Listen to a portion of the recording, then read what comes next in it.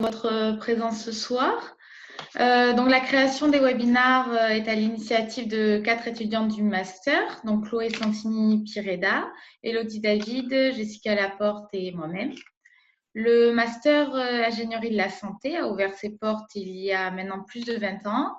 Les différents parcours qui sont accessibles permettent des débouchés multiples, tels que le métier d'ingénieur qualité en santé ou alors en industrie, le métier d'attaché de recherche clinique ou bien le métier de directeur d'EHPAD. La Junior I2SA, c'est une association qui propose diverses missions aux professionnels de tout horizon et elle permet de mettre en pratique les savoirs des étudiants en répondant aux besoins des entreprises. Donc, pour information, le webinar va être enregistré. Donc, si vous ne souhaitez pas apparaître, nous vous remercions d'éteindre vos caméras.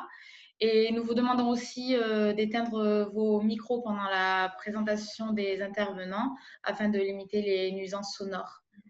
Donc, je vais laisser la parole à Monsieur Erard afin qu'il puisse présenter la méthodologie de projet, la mise en place d'un système management qualité, ainsi que le rôle et les missions d'un consultant. Et ensuite, Monsieur Marron enchaînera et nous présentera la gestion de la crise sanitaire en EHPAD. Voilà. Merci. Merci Clarisse. Je vais récupérer du coup la main sur le partage d'écran. Normalement, c'est bon. Alors,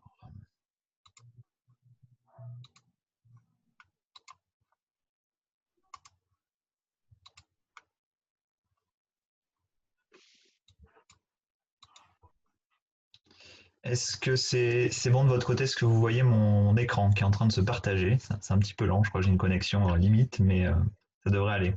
C'est bon pour moi. Oui, c'est bon, ouais. Alors, tout d'abord, merci en tout cas à la junior du master de nous avoir sollicité et proposé de participer à ce webinaire. Hein. Donc, c'est une belle initiative, effectivement, de pouvoir aussi présenter au-delà de la thématique que l'on va aborder aujourd'hui, mais de pouvoir se présenter un peu notre parcours et puis aussi donner des idées concrètes pour ceux qui sont encore en recherche de ce qu'ils vont faire à l'issue du master, de différents métiers, de possibilités professionnelles à l'issue de la formation. Donc, puisque pour me présenter rapidement, hein, je suis un ancien du master, donc de la promo de 2010, il me semble, diplômé en 2010, avec Monsieur Marot que vous verrez en deuxième intervenant. Depuis, j'ai plusieurs casquettes, on va dire plusieurs missions. Je suis actuellement donc consultant en management organisation pour un cabinet de conseil, le cabinet CQS. Donc moi, j'interviens principalement dans le secteur de la santé humaine, hein, même si je vais être amené à faire des missions dans d'autres secteurs d'activité, notamment dans les sociétés de services ou dans le secteur industriel. Je garde quand même une composante santé humaine prédominante dans le cadre de mes missions. Donc sur des missions de conseil, sur de la formation, sur de l'audit, à la fois dans la mise en place de systèmes de management, donc qualité, sécurité, environnement, soit dans le cadre d'une certification ou d'une accréditation. Donc, mon quotidien au final, hein, l'aspect vraiment projet, le rôle du consultant dans cette mise en place de systèmes de management de la qualité. Et je peux aussi être amené à travailler après sur des problématiques organisationnelles, sur des réorganisations au niveau système d'information, au niveau RH. Et également, je m'occupe pour CQS de gérer les projets informatiques puisque nous sommes éditeurs et distributeurs de solutions logicielles de pilotage justement pour le système de management de la qualité. J'ai ensuite d'autres casquettes. J'interviens aussi ponctuellement en tant qu'enseignant master. Hein, donc, certains d'entre vous me connaissent déjà ou m'ont déjà vu pas plus tard que ce matin encore.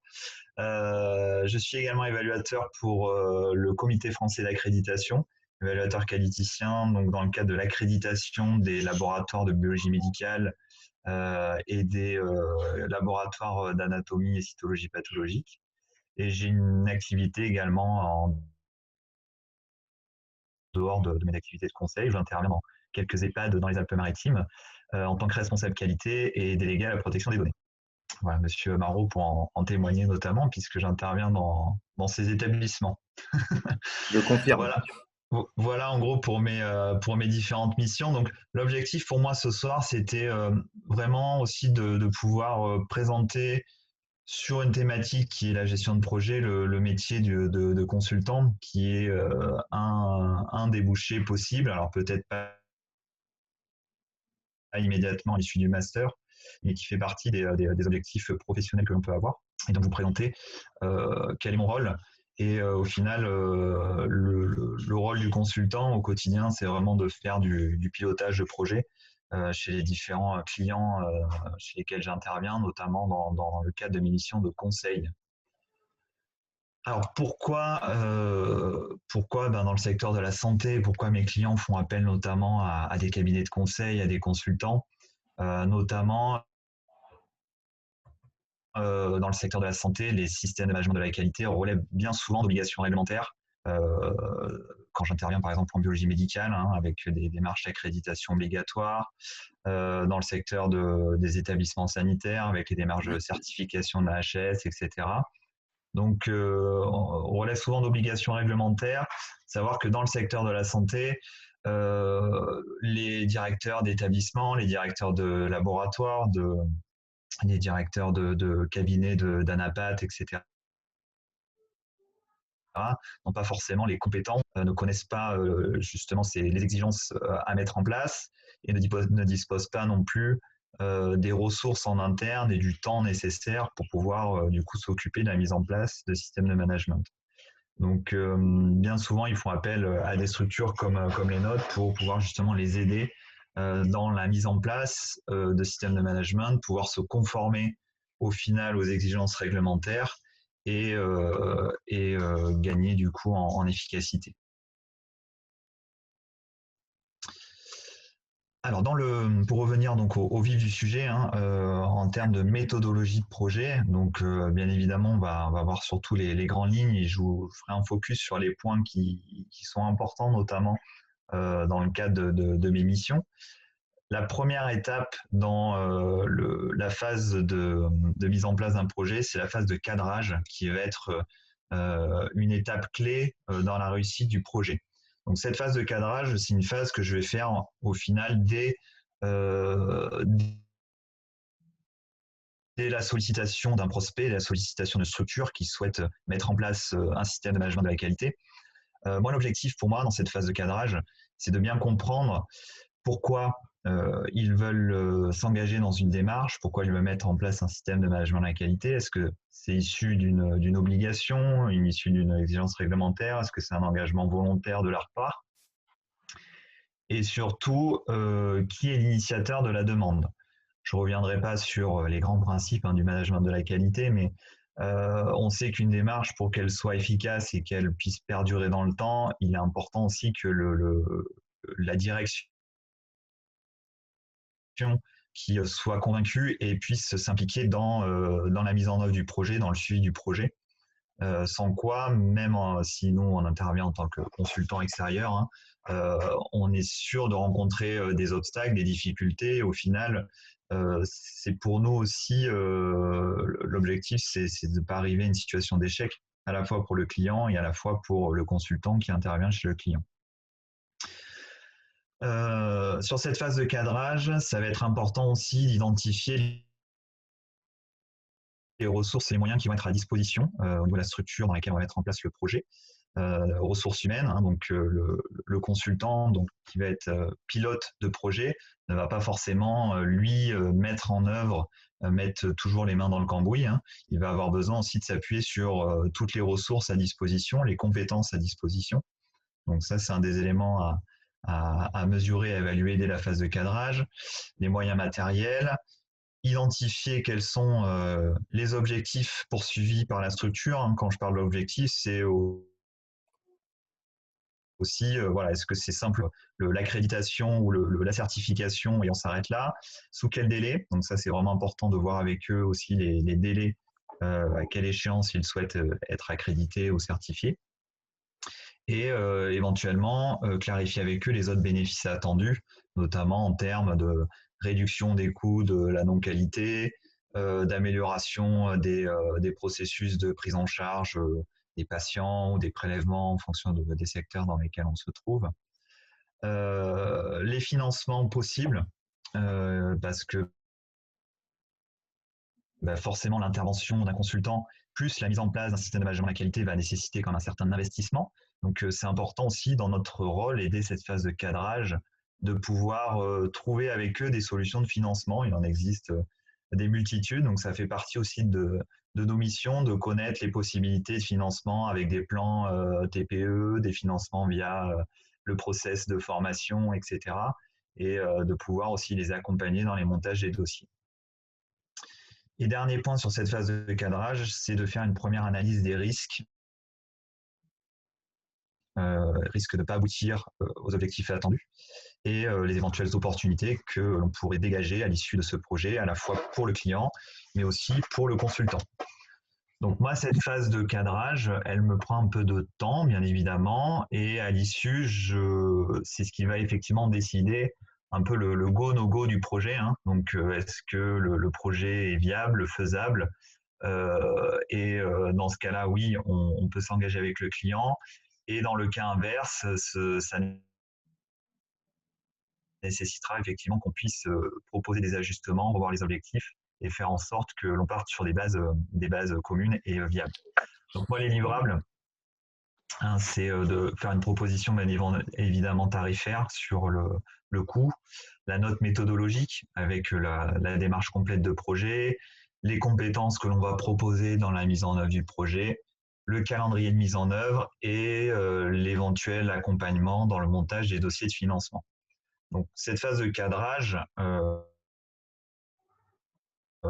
et avant d'avoir même lancé quoi que ce soit au niveau du projet de mise en place du système de management de la qualité. Et on prend toujours le risque que cette phase, ces livrables, n'aboutissent pas à conclure du coup le contrat avec le client. Donc c'est aussi toujours le risque quand on est sur un cabinet de conseil ou quand on est consultant indépendant, de ne pas contractualiser la relation avec le client et de ne pas pouvoir mettre en œuvre le projet conjointement. Une fois cette phase de cadrage réalisé, formalisé, les livrables validés par le client, donc on va passer effectivement à la mise en œuvre. On est sur, je dirais, des étapes assez classiques au niveau d'une gestion de projet. La première étape, ça va être la réunion de lancement qui est importante. La réunion de lancement de projet, ça va permettre aussi de se faire connaître en tant que consultant, rappeler le périmètre, les objectifs, la méthodologie et surtout s'assurer que l'information est bien partagée avec l'ensemble des acteurs du client. Donc ça se passe au cours d'une réunion de lancement. Hein. On va solliciter les fonctions clés de la structure pour présenter le projet. Dans mon fonctionnement, notamment sur la mise en place d'un système de management de la qualité, je pars toujours d'un diagnostic initial.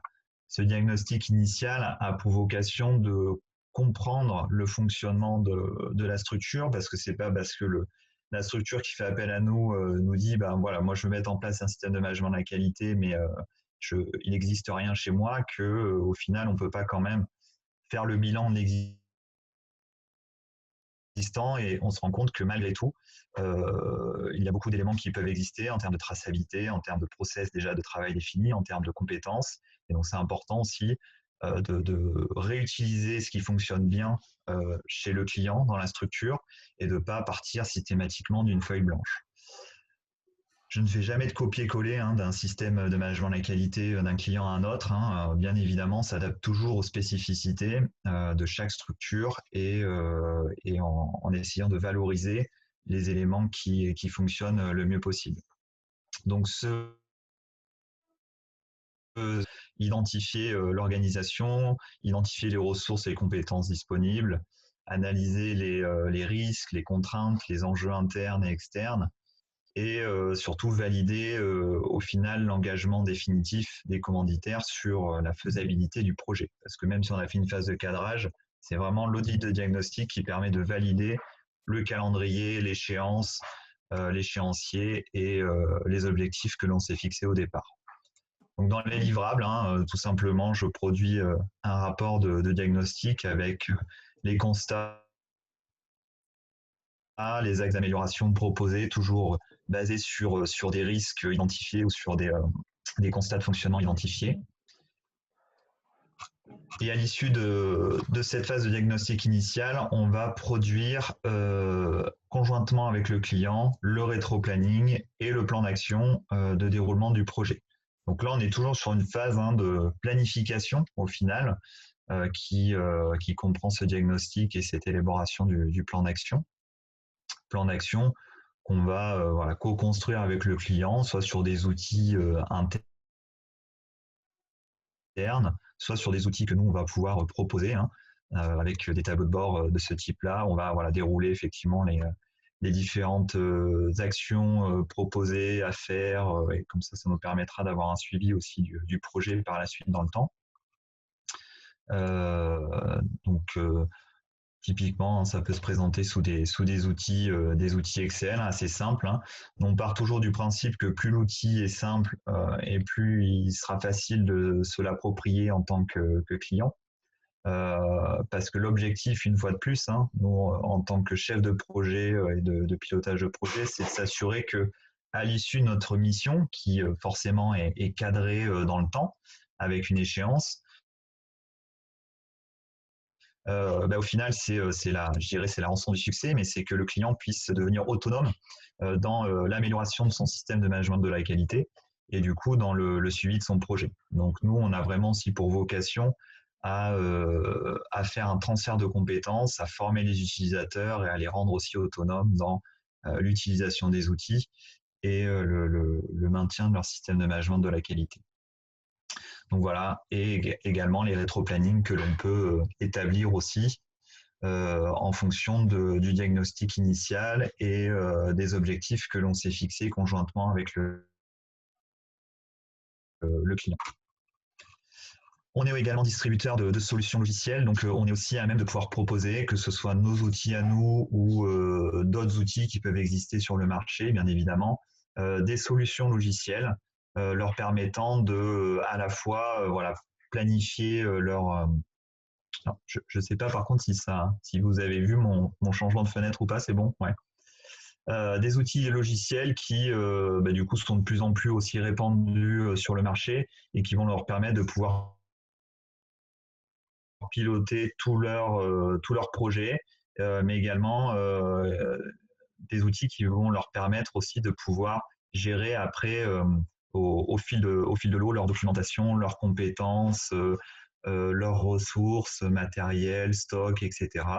Donc, on peut aussi être à même à utiliser, pouvoir proposer des outils logiciels ou utiliser des outils logiciels existants et planifier, pourquoi pas, les projets directement dans ces outils et assurer du coup un suivi commun entre le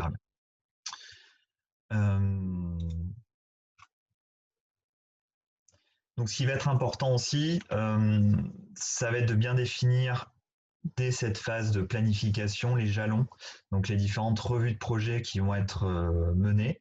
Les revues de projet ayant pour vocation vraiment de faire un point d'avancement, de s'assurer que l'on atteint bien les objectifs décidés et surtout nous permettre d'éviter notamment certaines erreurs dans le pilotage du projet.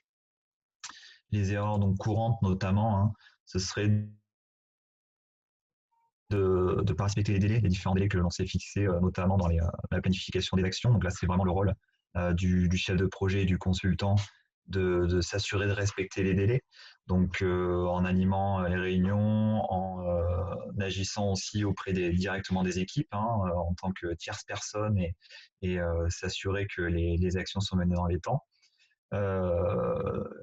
L'objectif aussi de ces jalons, c'est s'assurer que la communication, les éléments de communication que nous avons décidés dès la phase de planification soient bien mis en place, que les différents acteurs soient formés, informés de leur mission, des actions à mener. S'assurer de la coordination aussi entre les différents acteurs, puisqu'en fonction de la structure, moi je peux aussi intervenir dans des laboratoires qui sont de petite taille, où je vais avoir 10-15 personnes, ou des structures multisites avec plusieurs centaines de collaborateurs. Donc la dimension du projet est complètement différente et nécessite de bien s'assurer la coordination des acteurs de projet. Mon rôle aussi, c'est d'être dans la com et au final un peu du coaching dans la mise en place du projet, d'accompagner les acteurs face aux difficultés qu'ils peuvent rencontrer. J'interviens pas après dans un projet client tous les jours de la semaine. Donc ça va être un pilotage qui va s'effectuer 1 à 2 fois par mois dans la mise en place et le suivi du projet de management de la qualité. Et donc c'est nécessaire aussi de s'assurer lors de ces interventions que on ait bien traité toutes les problématiques, qu'on n'ait pas de problèmes aussi liés à la motivation et notamment les problèmes aussi que l'on va forcément rencontrer liés à la résistance au changement, puisque dès qu'on va effectivement mettre en place des nouvelles procédures, de travail, forcément on va être confronté souvent à des résistances au changement, plus ou moins importantes, à différents niveaux de l'entreprise. Et donc dans la gestion de projet, le rôle du pilote de projet, c'est également aussi de pouvoir gérer cette conduite du changement en accompagnant les équipes, en les faisant participer à des groupes de travail, notamment des analyses de risques sur des processus, sur la mise en place des outils, par exemple de remontée, traçabilité des non-conformités, des dysfonctionnements, et les faire aussi expérimenter. Donc c'est important que les actions, que les décisions puissent venir à la fois du leadership, mais aussi à la fois des équipes. Et donc c'est vraiment le rôle du consultant de faire en sorte de faire expérimenter et que chacun puisse apporter sa pierre à l'édifice. Voilà en gros dans le déroulé. Donc ça c'est vraiment sur l'aspect pilotage et donc je conclurai sur la phase de clôture du projet qui est malheureusement souvent laissée un peu de côté parce qu'on a tendance à s'essouffler un petit peu quand on est sur des projets qui peuvent durer un petit peu dans le temps, notamment sur des systèmes de management de la qualité où je peux avoir des missions sur 2 ans, 2 ans et demi parfois chez certains clients.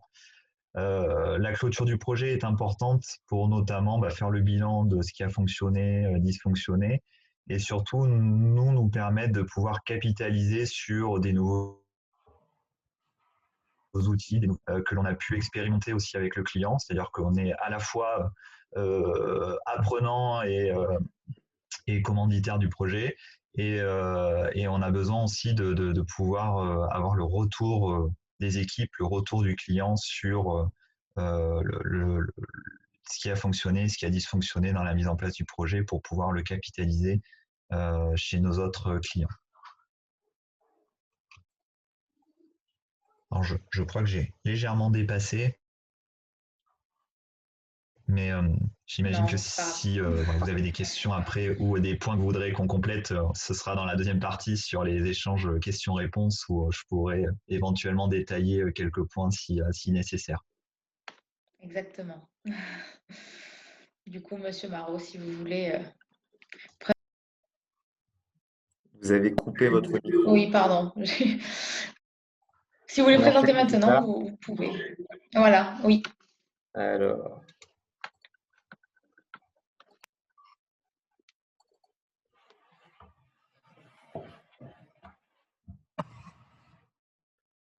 Ah oui, et ce système où vous me voyez pas en bas du PowerPoint. Si, on vous voit. Comment je fais à enlever ça? Si, C'est très original, hein? Je suis obligé de couper la vidéo si je fais ça. Oui, je pense, parce que sinon… Donc, je suis obligé de couper la vidéo, sinon on va me voir en bas comme ça? Oui. Ah, c'est intéressant. Bon, je coupe la vidéo du coup, quand même, parce que c'est un petit peu étrange, je trouve. Bien. Voilà. Donc, bonsoir à tous. Je me présente, je m'appelle Philippe Marot. Je suis actuellement directeur d'EHPAD.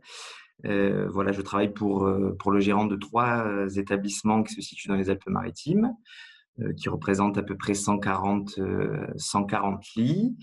Et j'ai eu aussi le plaisir de participer à l'élaboration du CPOM commun de ces 3 structures et d'en assurer aujourd'hui la coordination et à tous les niveaux, au niveau de l'accomplissement des objectifs qualité, avec Monsieur Erard ici présent notamment, mais également aussi au niveau de la politique générale RH et formation des structures. Je connais bien le Master I2S puisque je suis également donc issu de ce master et j'ai eu aussi mon diplôme en 2010. Et c'est justement via le master que finalement j'ai trouvé l'emploi aujourd'hui que j'ai, puisque j'ai effectué mes 2 stages à l'époque chez mon actuel employeur, donc le M1 et le M2. Et déjà dans le M2, j'avais été nommé entre guillemets à des postes de direction. Aujourd'hui, l'idée c'était de vous présenter un petit PowerPoint. Donc, le support, c'est sûr que par rapport à Monsieur Erard n'a rien à voir. Je suis resté dans le classique PowerPoint. Et je ne connaissais pas ce fameux système dont d'ailleurs tu m'as parlé ce matin, et je dois reconnaître que c'est quand même plutôt intéressant et vivant. Voilà. L'idée aujourd'hui, c'était de vous brasser assez généralement, parce que vous vous doutez que la crise sanitaire, on pourra en parler des dizaines d'heures, et notamment en EHPAD. Donc l'idée, c'était juste de brasser assez rapidement un petit peu la situation que nous vivons, nous, dans les EHPAD de l'intérieur. Donc certains d'entre vous, comme vous, Clarisse, vous le vivez aussi et vous connaissez, mais pour les autres, au moins, ça va permettre d'avoir une petite visibilité. J'ai fait un plan Pardon, excusez-moi. Donc voilà, un plan assez simple. Dans un premier temps, on va parler un peu de la Covid. Puis, moi, ce que je veux surtout évoquer, c'est tous les impacts directs, en fait, et pratico-pratiques, on va dire, de terrain, de cette pandémie que nous vivons actuellement, qui est absolument incroyable d'ailleurs. La Covid, je ne suis pas biologie, je ne vais pas vous expliquer comment fonctionne le coronavirus. Moi, en gros, on a tous lu, écouté, vu ce qui se passe actuellement. En résumé, moi, je voulais juste mettre en avant les symptômes de la Covid-19, savoir la toux, la fièvre, les troubles du comportement, la diarrhée, les chutes, les courbatures, l'état de fatigue générale. Tout simplement pour mettre en avant que tous ces symptômes en EHPAD sont des symptômes que l'on rencontre quasiment quotidiennement tout au long de l'année, et que du coup, voilà, c'est vrai que pour nous, c'est extrêmement compliqué et anxiogène d'ailleurs, le quotidien, dans la mesure où nous avons quasiment régulièrement des symptômes de ce type-là qui apparaissent, et notamment au début de la crise, ça a été vraiment extrêmement compliqué avant qu'il y ait tous ces tests faciles et simples à faire, de pouvoir identifier qu'est-ce qui était du Covid ou pas. Pardon, excusez-moi. Hop. Donc, si on regarde principalement les impacts qu'on a rencontrés, je l'ai listé sur les parties prenantes, entre guillemets, des structures, notamment les résidents. Voilà, il faut savoir que pour nous, ce qui a été, pour nous, j'ai envie de dire pour les résidents d'abord, mais aussi pour nous, ce qui était extrêmement compliqué au niveau des résidents, c'était la mise en place d'isolements répétés et réguliers, des isolements de précaution, puisqu'on a dû le mettre en place à chaque fois qu'il y avait des hospitalisations de certains résidents qui avaient des durées qui dépassaient un certain nombre d'heures. À chaque fois, on était obligé de mettre en isolement les résidents à chaque retour d'hospitalisation et d'enchaîner sur des tests PCR avant de pouvoir lever ces isolements. Bien évidemment aussi, quand nous réalisions des admissions, parce que c'est vrai que je ne vous cache pas qu'on a quand même fait un petit peu moins d'admissions durant ces périodes un peu compliquées de Covid, notamment en début d'année et là en fin d'année. Voilà, chaque nouvelle admission donnait lieu à un isolement pour les résidents, en chambre, 1 semaine, pareil, avec test PCR à 7 jours avant de pouvoir le lever.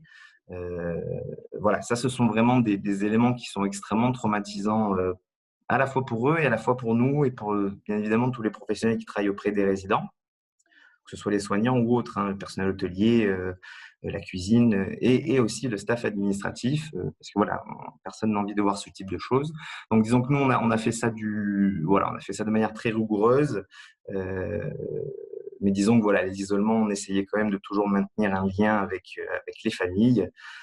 Et surtout avec le staff, notamment en proposant des petites sorties avec du personnel équipé. Enfin voilà, l'idée étant de limiter au maximum l'isolement, mais tout en le maintenant suffisamment pour ne pas contaminer le reste de la structure. Donc, l'isolement, bien évidemment, se fait aussi auprès des familles, interdiction de visite notamment. Donc, c'est vrai que voilà, ça a été extrêmement compliqué. Enfin, pour les épisodes qui vraiment rencontraient plusieurs cas de Covid, vous avez dû en entendre parler. On parlait de zone Covid plus, on parlait de zone Covid moins. Mais on a été obligé, du moment où vous aviez plusieurs cas qui se déclaraient dans un EHPAD, de créer des espaces dédiés Covid. Donc, c'est vrai que, bon, nous, c'est pas vraiment notre cœur de métier, mais quand vous rencontrez du staff soignant qui est équipé dans une zone Covid, je peux vous assurer que c'est quand même quelque chose d'assez étrange et bizarre. Donc, c'est vrai que le démarrage, quand vous avez une visière, un FFP2, une surblouse, des surchaussures, une charlotte, voilà, c'est exactement les mêmes images que l'on peut voir notamment de ce qui se passe à l'hôpital. Bon, voilà, comme je vous ai dit, je passe rapidement, parce que bien évidemment, pour les résidents, il y a eu d'autres impacts bien plus nombreux. Pour les familles, pareil, mise en place d'identification d'un espace dédié pour les visites, c'est-à-dire quand la saison le permet, nous, on avait cette chance d'avoir des espaces extérieurs type des jardins. Donc, en gros, on avait dédié un espace, le jardin extérieur pour les visites. Pour l'hiver, nous avons fait l'acquisition d'un barnum extérieur chauffé pour pouvoir assurer les visites tout de même des familles. Mais bon, vous vous doutez bien que par rapport aux familles, justement, même si on a mis en place des appels visio, même si on a mis en place des appels téléphoniques réguliers, je vous laisse imaginer si vous avez, peut-être que vous êtes concerné d'ailleurs, quand vous avez vos parents qui sont dans un EHPAD et que vous ne pouvez pas venir les voir, ça crée un sentiment d'angoisse et d'anxiété pour celles et ceux qui sont proches de leurs parents, bien évidemment, dans la mesure où c'est un petit peu comme s'ils nous confiaient leurs parents, qu'ils n'ont plus aucune visibilité sur ce qui se passe, ni aucune visibilité sur ce que l'on fait dans la structure, de comment on gère ce Covid. Donc voilà, au niveau des familles, les impacts ont été aussi assez conséquents autour d'un sentiment d'angoisse permanent et assez conséquent. Bon, ben, les équipes, bien évidemment, ce sont ceux que l'on appelle communément la première ligne. Donc oui, les équipes aussi, à leur niveau, bien évidemment, ont souffert de ce Covid et en souffrent toujours. Je me rappelle surtout au démarrage de l'année de cette pandémie, on avait mis en place des protocoles spécifiques avec prise de température de chaque salarié qui intègre l'établissement, la réorganisation du protocole d'entrée dans la structure avec une seule entrée dédiée, avec une arrivée et un démarrage qui était décalé de 5 minutes pour que les filles ne restent pas toutes dans le vestiaire en même temps. Bien évidemment, la mise en place des EPI, donc les équipements de protection individuelle dont je vous parlais précédemment justement, à la fois pour le Covid et le non-Covid. On se rappelle tous au début, ça a été la mise en place du masque chirurgical obligatoire. Au début, très honnêtement, on râlait tous d'avoir le masque chirurgical toute la journée. Aujourd'hui, très honnêtement, c'est comme si c'était devenu notre téléphone portable. On l'a toujours avec nous, il ne nous quitte plus. Et autant vous dire que quand vous rentrez dans un espace Covid, là, on passe sur un équipement qui est bien plus conséquent. Et au niveau de la prise en charge et de la manière de travailler, c'est quelque chose qui est extrêmement lourd. J'ai pu moi-même participer à des campagnes de dépistage et m'équiper entièrement. Je peux vous assurer que passer une journée avec un masque FFP2 sur la tête, vous sortez de la fin de la journée, il s'est passé 8-10 heures, vous avez mal à la tête, vous avez le nez complètement desséché, vous avez chaud. Et voilà, et c'est vrai que ça, on n'y pense pas vraiment, mais ça fait partie aussi des éléments qui épuisent énormément le personnel durant la gestion de cette crise. Voilà, parce qu'il y a un respect très strict de la tenue, la manière dont on la met, la manière dont on l'enlève, l'endroit où on la stocke, comment ensuite elle va être prise en charge. Enfin, voilà, la gestion des EPI aussi a constitué une réelle charge de travail supplémentaire pour les équipes. Bon, après, je vous cache pas le nombre de tests PCR aussi subis par les équipes et par moi-même. Voilà, donc non seulement il y avait des campagnes de dépistage généralisées qui étaient faites régulièrement à des moments clés, type déconfinement national, type après des fêtes particulières. Et en plus de tout ça, il y a un test PCR qu'on impose à tous les salariés avant qu'ils puissent réintégrer leurs fonctions. du moment où vous êtes parti en congé, ne serait-ce qu'une semaine, vous devez préalablement faire une PCR avant de réintégrer l'établissement. Et le dernier point, c'est la carence de personnel. Donc, nous, à notre niveau, on a souffert d'un peu de carence de personnel, mais je dois reconnaître que dans l'ensemble, on a été, voilà, on s'en est relativement bien sorti. Dans la mesure où on avait un pool de vacataires un peu conséquent quand même autour de nous. Donc, on a réussi à pallier un petit peu des absences. Mais voilà, il faut imaginer et penser que tout ça se passe depuis le mois de mars 2020, que nous sommes donc en janvier 2021 et que voilà, ça fait donc 8 mois que régulièrement, il y a des absences qui ne sont pas remplaçables, les absences où vous découvrez que vous êtes Covid à 8h30 du matin. Bon, bah, c'est sûr que le reste de la journée, ça va être compliqué. Donc voilà, ce sont un petit peu tous ces éléments qui, au niveau des équipes, ont fait qu'elles ont énormément souffert durant cette crise.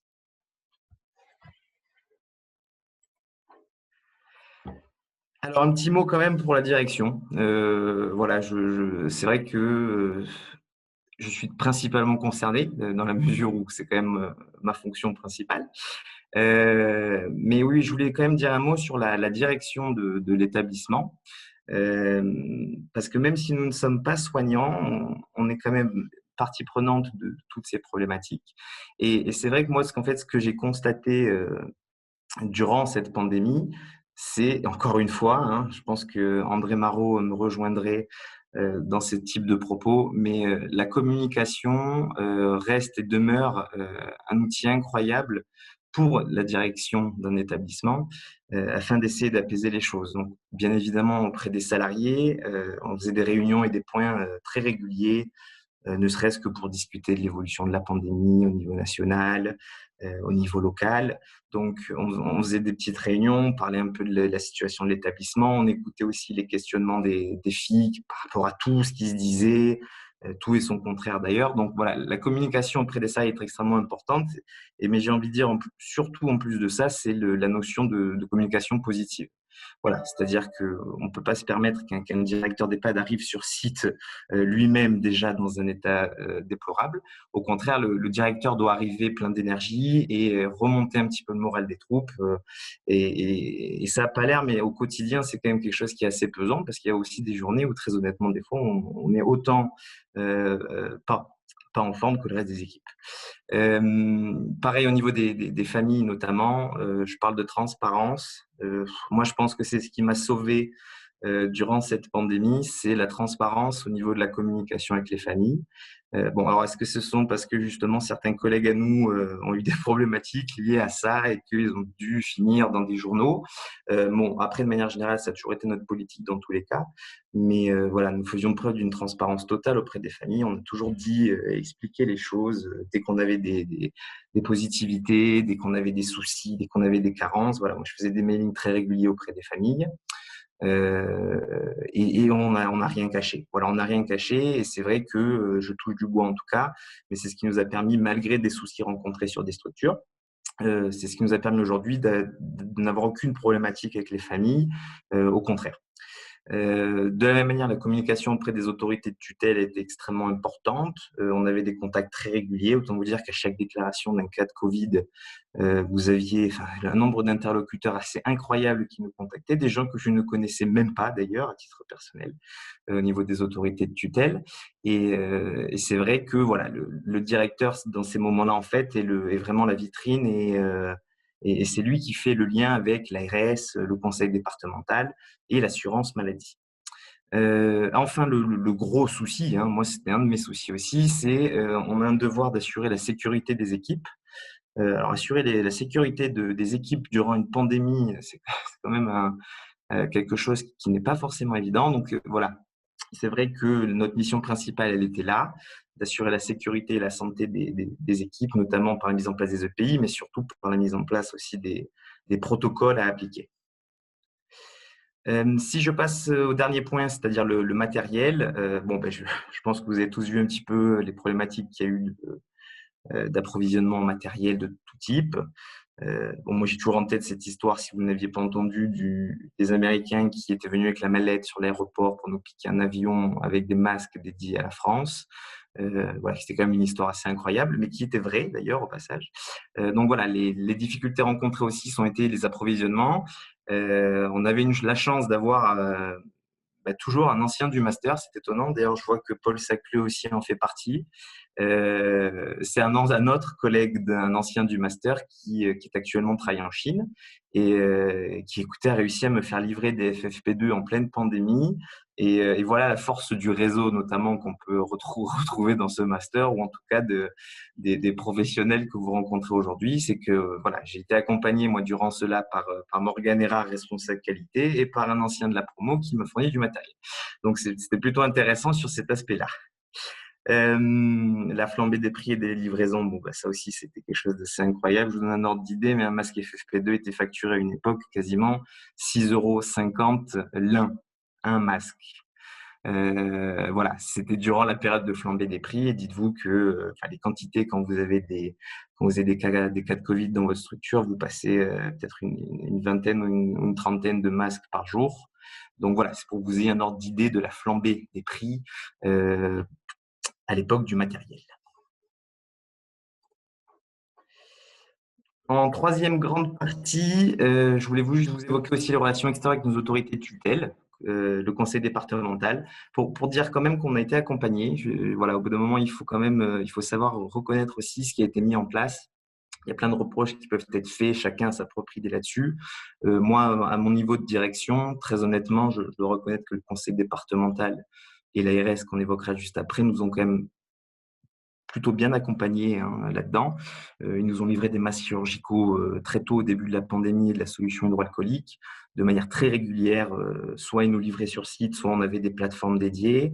Donc, c'est vrai que voilà, on a quand même eu cet approvisionnement qui nous a soulagé aussi des tensions de matériel, puisqu'au bout d'un moment, quand vous pouvez pas, si vous devez dire à une salariée, j'ai pas de masque chirurgical aujourd'hui à vous donner, autant vous dire que ça complique un petit peu l'ambiance générale et le climat dans la structure.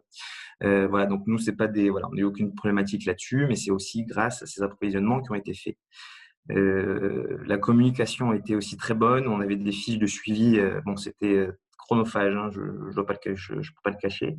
Toutes les semaines, on devait envoyer des petits rapports un petit peu de la structure au département pour expliquer comment ça se passe, si on avait des cas, pas de cas, oui, non, combien, si combien, dans quel état ils étaient. Enfin, voilà, donc on avait une relation très hebdomadaire avec le département qui nous permettait de faciliter les échanges. Ils ont mis aussi une adresse mail et un numéro de téléphone dédié pour les EHPAD, une adresse mail alerte, voilà, qu'on pouvait utiliser et pour être très honnête, dans laquelle ils répondaient. Ils répondaient très rapidement d'ailleurs. Donc ça faisait partie des bonnes surprises pour nous. Et puis après, voilà, par la suite, ils nous ont proposé aussi de mettre en place des spectacles gratuits au sein de nos établissements dont on a pu bénéficier notamment cet été. Bien évidemment, si on parle du département, on parle de l'ARS. Donc, j'ai mis ARS CPM, puisqu'il y a quand même l'ARS, l'Agence régionale de santé, puis le financeur derrière. L'ARS, elle, à son niveau, elle a nous diffusé énormément de protocoles de prise en charge. Une grosse problématique, c'est qu'ils évoluaient souvent. Donc, voilà, je ne sais pas si après, il y en a qui pourront me faire leur retour d'expérience. Mais moi, j'ai passé un temps fou, en fait, à lire ce qui était dit, puis à construire et déconstruire des fois dans les 24 ou 48 heures ce que j'avais fait, parce que finalement, la science nous disait l'inverse de ce qu'elle nous disait précédemment. Donc, certes, il y a eu en effet une belle diffusion de documents, mais on a quand même pu constater à notre niveau que l'ARS aussi, en fait, avait des carences à ce niveau-là et qu'il y a certains éléments pour lesquels, pour eux non plus, ce n'était pas très clair. Voilà, ça passait notamment par la diffusion d'un fameux guide qui s'est agrandi de semaine en semaine et qui aujourd'hui, je crois, doit faire 70 ou 80 pages. Donc, autant vous dire qu'on est devenus presque des experts du Covid à notre niveau. L'ARS a créé aussi des équipes mobiles qui étaient dédiées pour les EHPAD. Il y avait une hotline aussi. Ce qui a été extrêmement intéressant, c'est on nous a ouvert la possibilité de faire intervenir des infirmiers libéraux, dans la mesure où nous, normalement, nous avons des infirmiers salariés qui étaient totalement financés justement par la CPM. Donc ça, voilà, ça nous a quand même bien aidé sur certains établissements puisque ça nous permettait de soulager en fait les équipes. Ils ont aussi autorisé de mettre en place des faisans fonction aide-soignante. Voilà, c'est une démarche qui existe en EHPAD, qui n'est pas nouvelle. Mais c'est vrai que là, en tout cas, il y a eu une espèce d'autorisation, entre guillemets, de basculer plus rapidement des personnes en faisant fonction pour pallier tout simplement à la carence de personnel que l'on a pu avoir. Ensuite, écoutez, je vous parlais des prix qui ont flambé. Finalement, il y a une prise en charge des surcoûts en équipement liés à la Covid qui a été faite par la CPM également. Et un rattrapage aussi des taux d'occupation. Donc ça, pour ceux qui sont du milieu, vous savez très bien de quoi je parle, mais le taux d'occupation, c'est le nerf de la guerre des EHPAD. Et voilà, il y a eu un rattrapage qui a été fait par les ARS là-dessus. Donc ça, on ne peut très honnêtement que les remercier pour ça, dans la mesure où ça a été quand même extrêmement compliqué. Cette année 2020 a été extrêmement compliquée. Et enfin, dernier point, on a pu bénéficier de renforts d'infirmiers, infirmiers en première ou deuxième année ou troisième année. Voilà, moi, à titre personnel, j'ai eu sur une structure 2 infirmiers qui sont venus en renfort durant 4 semaines. Et c'est vrai que ça fait des petits sas de décompression durant lesquels on peut finalement faire en sorte que nos équipes habituelles se reposent. Donc, en conclusion sur le département et l'ARS, j'ai envie de dire que ça a amélioré nos relations.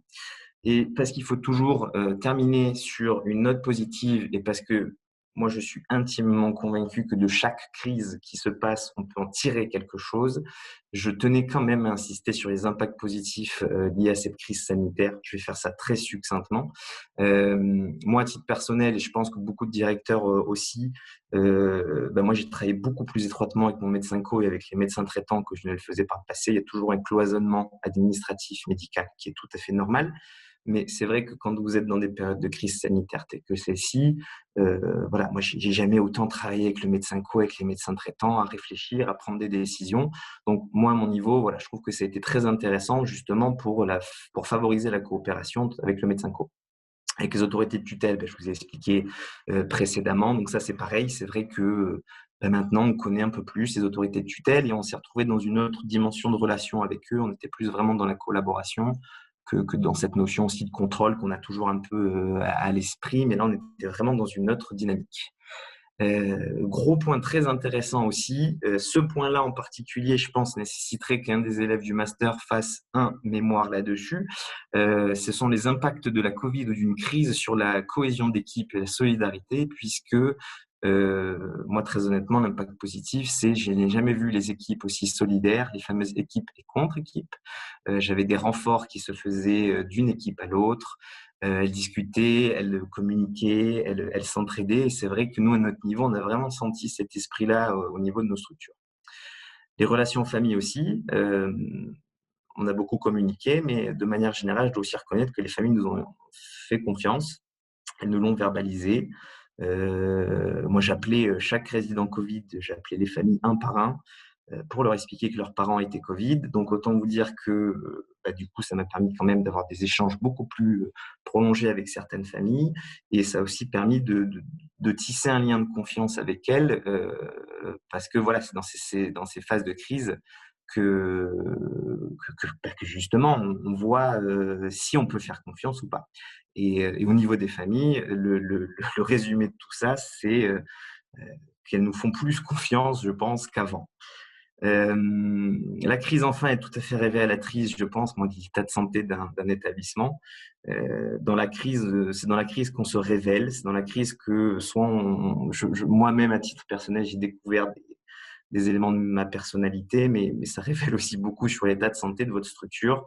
Voilà, si vous avez des équipes qui sont là, qui sont présentes, qui vous abandonnent pas et qui sont toujours là au bout d'un moment, ça prouve que vous avez une équipe solide et que vous pouvez travailler et vous appuyer sur elle. Et enfin, le dernier point qui est extrêmement intéressant, c'est on n'a jamais autant parlé de nous. J'ai jamais autant entendu parler des EHPAD.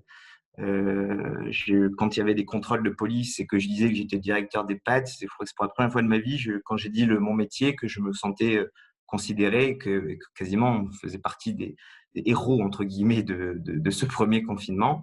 Donc, moi, ce que je retiendrai, c'est ça, c'est qu'au moins, ça a mis les projecteurs un petit peu sur les EHPAD, sur notre univers et sur notre utilité aussi et notre manque de moyens. Et enfin, pour terminer, excusez-moi, je terminerai juste là-dessus. Aujourd'hui, on en est où? Vaccination, démarrage, si tout va bien, mais pour le moment, tout ne va pas bien. Lundi 11 janvier, on est censé pouvoir démarrer la vaccination dans nos établissements. Visiblement, il y aura un petit décalage. Et puis surtout, je pense que ça reste à demeure aujourd'hui. notre seule solution de sortie de crise si l'on veut espérer avoir une année 2021, enfin une fin d'année 2021 qui soit la plus paisible possible et surtout que nos aînés soient protégés. Je vous remercie de votre attention. Merci beaucoup. Si vous avez des questions sur les deux interventions, n'hésitez pas à les poser, soit dans la discussion, soit en remettant votre micro en route. Il n'y a pas de souci, allez-y. Alors moi j'ai une question. Comment j'enlève mon PowerPoint? Comment je vais tout à l'heure? Il faut que tu arrêtes ton partage. Il faut quitter l'écran partagé. Si je clique dessus, il m'ouvre un truc.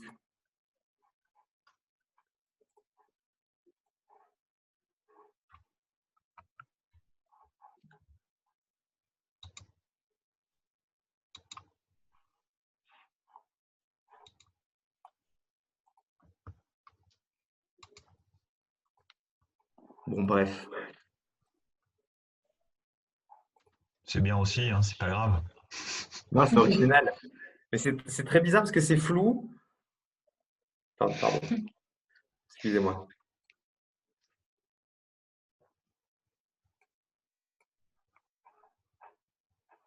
Vous pouvez parler quand même. Hein. C'est juste que… Moi, j'ai une question Marot, du coup. Oui. Alors, je m'appelle Sylvain, je suis en Master 2 IVA cette année. Et du coup, je me demandais par rapport à ce que vous avez expliqué, combien de temps ça vous a pris à peu près entre les premières consignes de l'ARS et la mise en place dans l'établissement de toutes les de toutes les conséquences du Covid, quoi. Les mesures de protection, l'isolement des familles. Combien de temps ça vous a pris à mettre tout en place? Ça s'est fait honnêtement très rapidement, puisque en fait, nous, du moment où on a eu déjà le début de crise en début d'année, comme je vous le dis, nous, on a très rapidement eu des approvisionnements avec déjà le port du masque obligatoire. Puis après, pour être très honnête aussi, il y a eu un gros travail qui a été fait, mais surtout sur titre personnel, c'est-à-dire le médecin faisait ses recherches, moi je faisais mes recherches. Au bout d'un moment, moi, très honnêtement, hein, si je dois retenir quand même quelque chose, c'est que durant toute cette crise, il y a des fois, je ne suivais pas les recommandations de l'ARS. Voilà. Et ça, c'est incroyable de dire ça quand on est, entre guillemets, responsable qualité de formation ou directeur. Mais moi, j'ai beaucoup plus fait confiance, très honnêtement, à la réflexion et au bon sens qui me semblait être d'une logique implacable que à ce que m'a demandé l'ARS. Donc, je vous dis une bêtise, mais le principe d'un retour d'hospitalisation avec isolement, du moment où vous savez qu'un hôpital est rempli de personnes qui sont atteintes du Covid, au bout d'un moment, je veux dire, vous n'avez pas besoin d'attendre que l'ARS vous dise attention de faire un isolement, vous voyez. Donc, ça a été mis en place de suite par du bon sens finalement et des recherches perso. Et puis, de toute façon, très honnêtement, après, je ne sais pas où vous en êtes vous, mais moi, je sais que tous les jours, je regardais l'actualité Covid, les chiffres. Ce qui sortait, la science, les traitements. Voilà, et c'est à partir de tout ça qu'on a mis en place nos protocoles. Mais ça a été fait très rapidement parce que de toute façon, ça a été fait avec du bon sens, très honnêtement. Ok, merci beaucoup. Au niveau du rattrapage du Théo, que vous avez mentionné par rapport à l'ARS, oui. Du coup, ça s'est concrétisé comment? Alors, en fait, c'est assez simple. Alors, pour le coup, d'ailleurs, ça a été extrêmement rapide. Et je ne sais pas si vous me voyez d'ailleurs là. Vous me voyez quand je parle ou pas du tout? Oui, on vous voit. Absolument. Ah oui, Rémi. Oh, bonjour Rémi. Oui, ça va. En fait, ça a été très rapide pour le rattrapage de Théo. C'était des enquêtes proposées par l'ARS via des plateformes dédiées. Vous remplissiez votre Théo sur des périodes données qui nous étaient proposées. Il faisait des études par rapport aux 3 dernières années de vos Théo habituels. Et en fait, il faisait un rattrapage en fonction du Théo moyen des 3 dernières années et de votre Théo de la période. Après, par contre, la grosse problématique, entre guillemets, c'est le prix de journée qui a été retenu par les autorités de tutelle. Voilà, je veux dire, ils ont fait un rattrapage de journée, mais ils n'ont pas fait un rattrapage de journée au prix que normalement nous faisons payer. un ordre d'idée, si vous vous faites payer 100 € la journée, le rattrapage de Théo, c'est fait sur une base de 65 € la journée. Voilà. Et après, une fois qu'on avait rempli ces enquêtes directement sur le site de l'ARS, le versement s'est fait directement via nos dotations habituelles qui sont versées tous les mois. D'accord, parce qu'en fait, on en a même discuté ce matin en cours, mais il y a eu quand même pas mal de gestes commerciaux. Il y avait même des promos, quoi, des sacrés promos. Vous n'avez pas eu à en faire, vous n'avez pas été impacté au point de devoir casser vos prix comme les autres. En fait, moi, je travaille pour le gérant avec qui je travaille. Nous, on a déjà une politique de prix qui n'est pas des tarifs qui sont extrêmement élevés. Pour vous donner un ordre d'idée, sur les plus hauts tarifs qu'on peut proposer, c'est sur un établissement du littoral. Je vais aller ça va être 80, 95, 100 € par jour. C'est le maximum que nous, on demande en termes de prix. Non, pour être très honnête, j'ai eu un Théo qui s'est fracassé sur l'année, tout simplement. C'est que j'ai même pas eu à casser les prix. C'est que de toute façon, il y avait peu d'admissions que l'on pouvait faire. Et c'est surtout qu'à une époque, on était tellement frileux durant le confinement qu'on a stoppé même les admissions sur une période de 2 à 3 semaines. Donc oui, nous avons, malgré le rattrapage de Théo, oui, nous avons eu une année très, très, très compliquée. D'accord, merci. Oui. Bonsoir. Bonsoir. Je suis Virginie, je suis infirmière en fait à l'hôpital et j'étais en zone Covid. Et du coup, j'étais invitée par Clarisse ce soir pour écouter parce que c'était très intéressant. Et du coup, c'était juste pour dire, c'était très intéressant votre retour de la direction parce que en EHPAD, même si j'ai bossé juste en EHPAD en stage, parce que nous, on n'a pas beaucoup eu sur l'hôpital de retour de la direction. Du coup, c'était très intéressant ce soir, donc merci beaucoup. C'est gentil. Après, je me doute qu'à l'hôpital, ça doit être un peu plus compliqué. Moi, j'ai que des petites maisons. J'ai cette chance et j'ai des 40 ou 60 résidents, ce qui fait que c'est petit. Donc, c'est facile, entre guillemets, de communiquer plus librement. Et puis moi, la relation que j'ai de toute façon initialement avec les équipes n'est absolument pas la même que celle que peut avoir un directeur d'hôpital. Donc, je peux comprendre votre directeur, entre guillemets, qui n'a peut-être pas eu la possibilité de le faire. Mais oui, en effet, je pense que ça fait du bien aux équipes de voir qu'il y a un capitaine à bord quand même et qu'il est là, qu'il n'est pas juste dans sa tour dorée et qu'il est quand même un peu sur le terrain.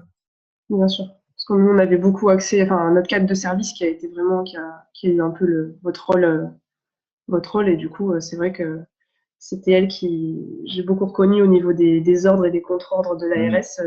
Ah oui, elle vous en a parlé?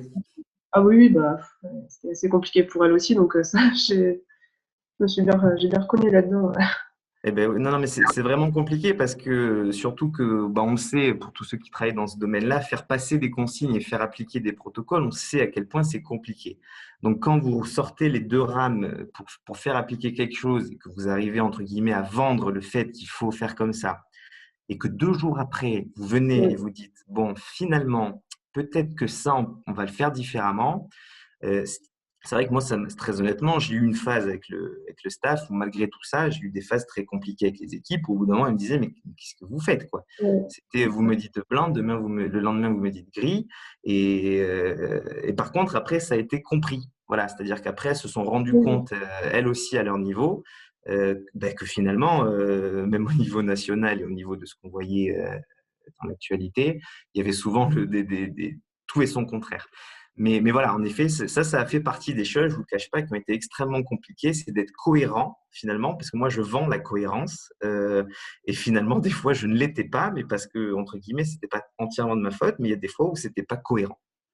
Oui, c'est ça, totalement. On l'a senti dans les équipes, mais c'est vrai que notre cadre avait beaucoup de mal à gérer ça, parce qu'elle nous disait que la moitié des informations qu'elle recevait, elle ciblait beaucoup.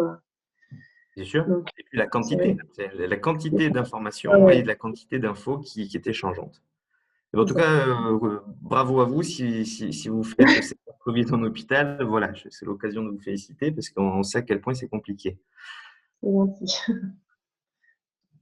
Et juste une dernière question, au niveau des consentements pour la vaccination, vous avez quel ratio par rapport à l'accord C'est très variable.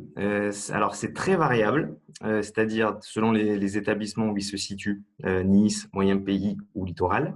Déjà, c'est très variable. Pour être très honnête, il y a des établissements où je suis allé à 40%, 40-50%. Et il y en a d'autres où je suis à 20% d'accord sur la vaccination.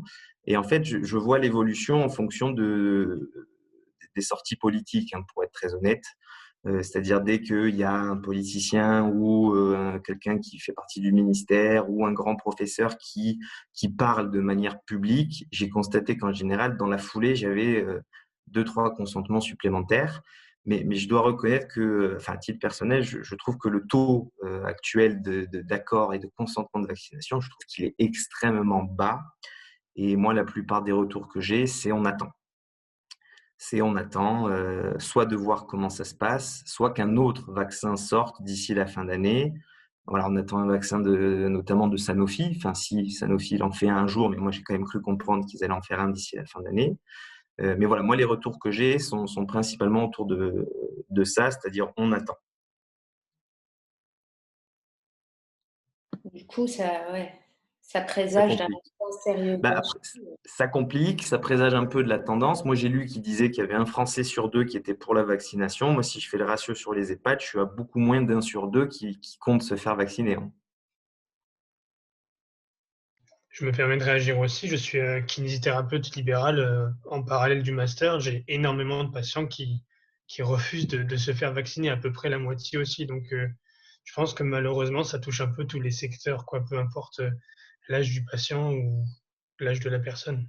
Oui, c'est une tendance, oui, comme vous le dites, c'est général. C'est pas juste lié au fait qu'il soit âgé. Après, moi, quand c'est très compliqué pour nous, parce que quand vous avez une résidente, je dis une bêtise, là, j'ai vu, ils ont vacciné une résidente de 102 ans.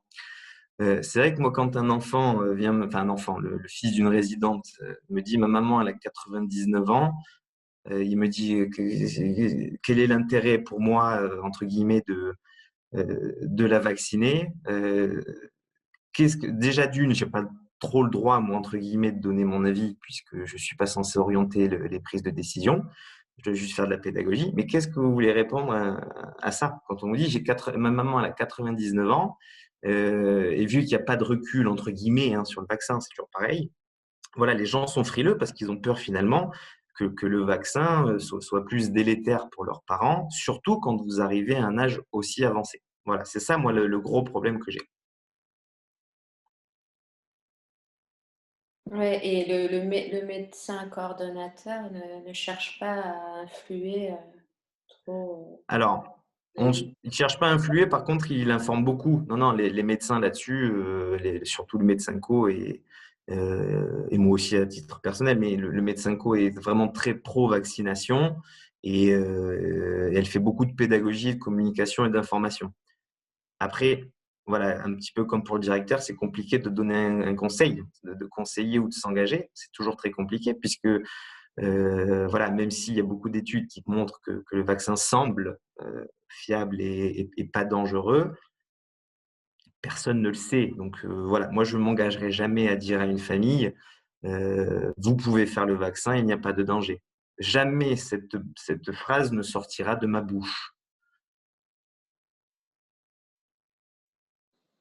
D'ailleurs, Philippe, est-ce que tu peux nous dire comment tu as procédé pour le recueil du consentement au niveau de tes établissements?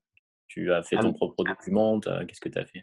Voilà, en fait, à la base, j'avais fait mon propre document, parce que moi, je suis parti tout berzingue, comme souvent, hein. Il sort un truc, moi, j'avais fait le consentement, le recueil, je l'ai pris, je l'ai envoyé aux 3 maisons, et je sais plus, je crois, dans l'après-midi ou en fin d'après-midi, j'avais lu que finalement, on aurait un document de recueil de consentement qui arriverait. Donc, celui-là, je l'ai mis de côté. Et après, j'avais vu passer dans un document, je ne saurais même plus te dire, document de l'ARS, ça c'est sûr, mais quel mail, quand, je ne sais plus.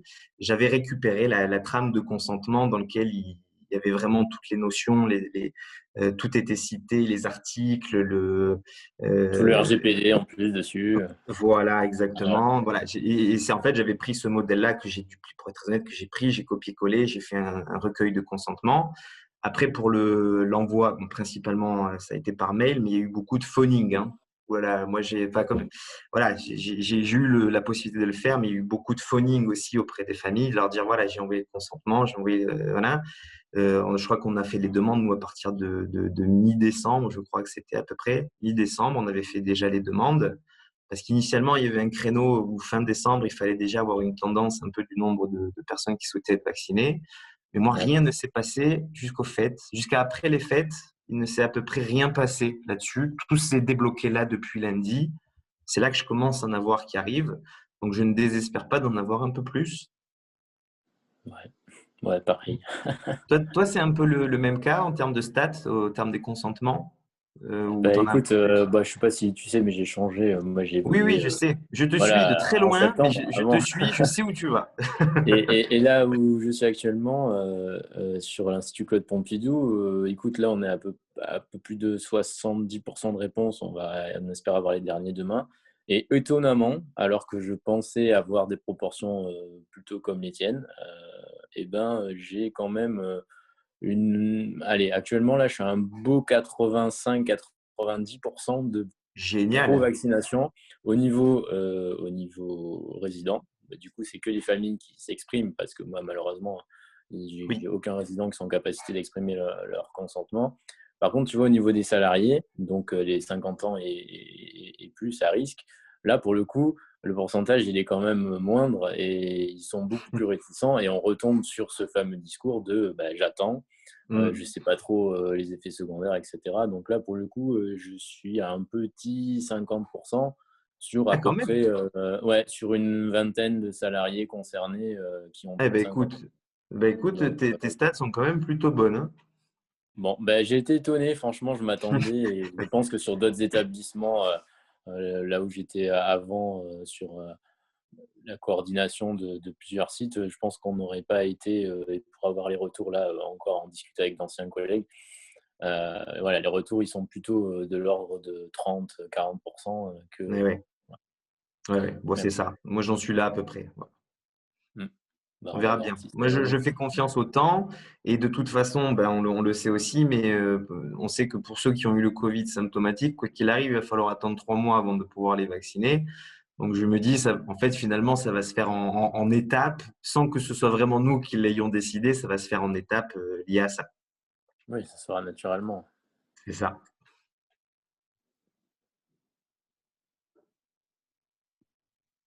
Moi, j'aurais une question pour Monsieur Erard. Quel conseil vous donneriez à un jeune comme nous qui sort de l'école et qui débarque dans le milieu de la qualité sur le marché du travail? D'être très ouvert sur ce que vous pouvez faire comme métier dans les secteurs dans lesquels vous pouvez intervenir et de ne pas penser que à l'issue du master, vous pouvez uniquement être qualiticien dans un établissement sanitaire ou éventuellement être responsable qualité ou directeur dans un établissement médico-social. Donc, je pense qu'il faut vraiment pas se mettre trop de freins et se dire que tout ce que vous pouvez apprendre, vous pouvez arriver à les dupliquer dans un autre secteur d'activité. Moi, initialement, je suis pas, j'ai pas fait ma formation initiale dans le secteur de la santé. Hein. J'étais plutôt dans le secteur industriel et sécurité civile. Et j'ai fait après le master, le master I2S, hein, bien évidemment. Mais ça m'a permis au final de me rendre compte que les outils qualité, une méthodologie de projet, la manière de communiquer, la manière de manager des équipes, vous pouvez complètement l'appliquer dans un établissement de santé, dans un laboratoire, dans une industrie pharma, dans l'aéronautique, dans le BTP. Mais il faut simplement pas se mettre trop de freins sur ce qu'on veut faire et sur ses capacités à le faire.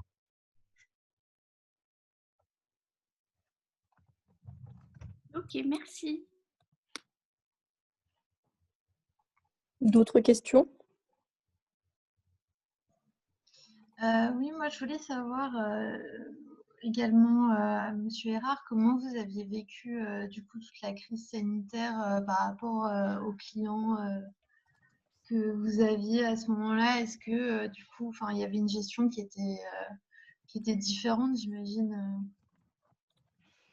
Oui, absolument. Donc, en fait, comme l'a dit Monsieur Marot, hein, quand on est dans une crise, il y a des inconvénients, il y a des impacts négatifs, mais il faut aussi toujours essayer de rechercher les avantages et ce qu'on peut en retirer de positif. Donc, nous, très clairement, hein, sur notre activité de conseil, d'audit de formation, on a eu un impact très important sur notamment le premier confinement, mais ça nous a permis aussi de réinventer notre métier. Et notamment de réinventer des manières de faire des missions de conseil à distance, de faire de l'audit à distance, notamment aussi. Donc et pas uniquement nous, cabinet de conseil, hein, mais avec le COFRAC aussi. Hein, on a des modalités d'évaluation alternatives 100% à distance. Et de développer, même si c'était déjà dans les tuyaux avec la réforme de la formation, mais de développer la formation à distance, le e-learning, et de pouvoir aussi construire des outils. Donc nous, on est en train de développer sur une plateforme Moodle pour pouvoir faire de la formation à distance, du e-learning, etc. Donc on est de réinventer à la fois nos modalités d'intervention, nos modes d'intervention, et au final, on se rend compte que moi, dans mon activité, je suis quand même énormément en déplacement, et au final, de pouvoir travailler davantage sur des missions en visio ou à distance, ça permet aussi d'être davantage rentable parce que au final, on enlève ces temps de déplacement et ça nous permet de faire davantage de missions facturées aussi. Donc en fait, une fois de plus, on arrive à trouver quand même des avantages dans une crise sanitaire, mais la difficulté, c'est aussi qu'on l'a rencontré, même si nous, on a réussi à se réinventer, c'est qu'en travaillant essentiellement dans le secteur de la santé, c'était le manque de disponibilité de nos clients, de nos interlocuteurs, et la capacité chez eux à pouvoir maintenir des missions, des formations, libérer du personnel pour des audits, etc. Et c'est surtout ça qui nous a impacté au final, c'est après aussi la disponibilité de nos clients.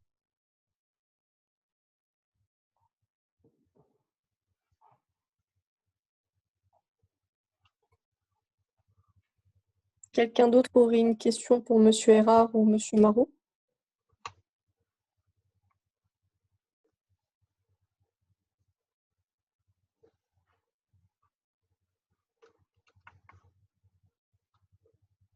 En général, les blancs comme ça, je crois que ça veut dire non. Je pense aussi. Nous allons mettre dans la discussion des questionnaires de satisfaction pour si vous pouvez nous faire un retour sur le webinaire de ce soir. On vous communiquera plus tard le thème du prochain webinaire. Si vous voulez être intervenant aussi, n'hésitez pas à nous contacter. Et en tout cas, merci à M. Erard et M. Marot d'avoir participé. Juste, j'interviens.